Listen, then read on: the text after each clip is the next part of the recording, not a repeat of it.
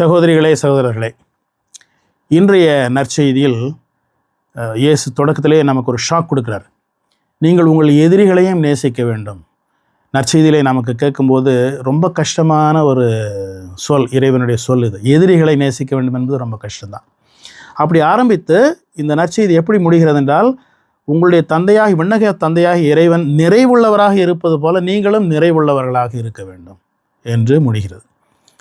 எப்படி அவர் நிறைவுள்ளவராக இருக்கிறார் என்றால், அவருடைய அன்பு முழுமையானது. உண்மையான அன்பு என்றால் மற்றவர்களுடைய நன்மையை தேடுவதுதான் உண்மையான அன்பு. அந்த அன்புக்கு 3 அடிப்படையான முக்கிய குணங்கள் உண்டு.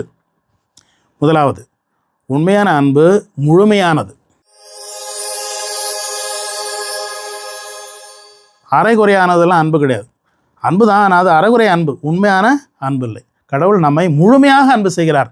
பாதி கால் இவ்வளோதான், இதுக்கு மேலே கிடையாது அப்படின்னா நம்ம அன்பு செய்கிறோம். இரண்டாவதாக, இறைவனுடைய அன்பு நிபந்தனைகள் அற்றது. அதாவது, நீ இப்படி இருந்தால் உன்னை அன்பு செய்வேன், நீ என்னை அன்பு செஞ்சால் எனக்கு அன்பு செய்வேன், நீ எனக்கு 30 பவுன் போட்டால் நான் உன்னை கல்யாணம் பண்ணிவிட்டு உனக்கு அன்பு செய்வேன், அந்த மாதிரி நிபந்தனைகள்லாம் சுத்தமாக கிடையாது. நீ வியாதி இல்லாமல் இருந்தால் அன்பு செய்வேன், நீ வெள்ளையாக இருந்தால் அன்பு செய்வேன், இது மாதிரிலாம் நிபந்தனைகள் எல்லாம் கடவுளுடைய அன்பில் கிடையாது. நிபந்தனையற்றது அவருடைய அன்பு. மூன்றாவதாக, நிரந்தரமானது தான் உண்மையான அன்பு. கடவுள் நம்மை கொஞ்ச நாளைக்கு நான் அன்பு செய்கிறேன், அதுக்கு மேலே முடியாது, நான் உன்னை உண்மையில் அன்பு செய்கிறேன், ஒரு 2 வருஷத்துக்கு பார்க்குறேன், அதுக்கு மேலே அன்பு செய்ய முடியாது அப்படின்னு சொல்கிறதெல்லாம் போய், அது உண்மையான அன்பே கிடையாது. உண்மையான அன்பு நிரந்தரமானது. ஓகே, கடவுள் நிறைவுள்ளவராக இருப்பது போல நாமும் நிறைவுள்ளவராக இருக்க வேண்டும் என்றால், சில பேர் சொல்லலாம், எப்படி அவரும் போல நம்ம எப்படிப்பா இருக்க முடியும், அவரு பர்ஃபெக்ட், நம்ம பர்ஃபெக்டாக இருக்க முடியுமா என்று சொல்லுவோம்.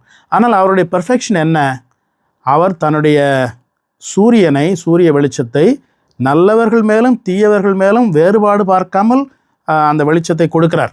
தன்னுடைய மழையை அவர் நல்லவர்களோ கெட்டவர்களோ சிறியவர்களோ பெரியவர்களோ தன்னை அன்பு செய்கிறவர்களோ இல்லாதவர்களோ அவர்கள் அனைவருக்கும் தன்னுடைய மழையை பொதுவாக எல்லோருக்கும் கொடுக்கிறார். வேறு பாகுபாடு பார்த்து அவர் அன்பு செய்வதில்லை.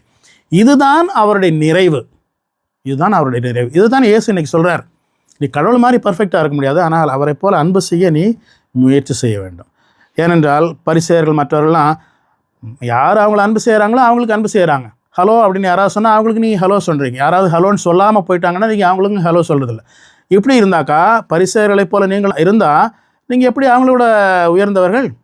அவர்களை விட உயர்ந்தவர்கள் என்றால் நீங்கள் உங்களுடைய எதிரிகளையும் அன்பு செய்ய வேண்டும். உங்களுடைய அன்பின் தரம் அதை விட கொஞ்சம் உயர்ந்ததாக இருக்க வேண்டும். இல்லாவிட்டால் அவர்களுக்கும் உங்களுக்கும் வேறுபாடு இல்லை என்பதைத்தான் சொல்லி, ஆகையினால்தான் நாம் நம்முடைய சகோதரன் நமக்கு எதிராக இருந்தால் கூட நாம் முதலில் சென்று அவனிடம் மன்னிப்பு கேட்க வேண்டும். ஏனென்றால் வர்மம் என்பது ஒரு நோய்.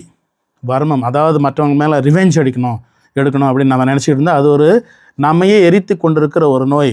கையில் ஒரு நெருப்பு துண்டத்தை பிடித்து கொண்டு என்னுடைய எதிரி மேல் எரிய வேண்டும் என்று நான் காத்து கொண்டு இருக்கிறேன் என்றால் அந்த நெருப்பு இடைவேளையில் என்ன செய்கிறது? என்னையே எரித்து கொண்டிருக்கிறது. அதுதான் நம்முடைய மன்னியாமை என்ற அந்த நோய்.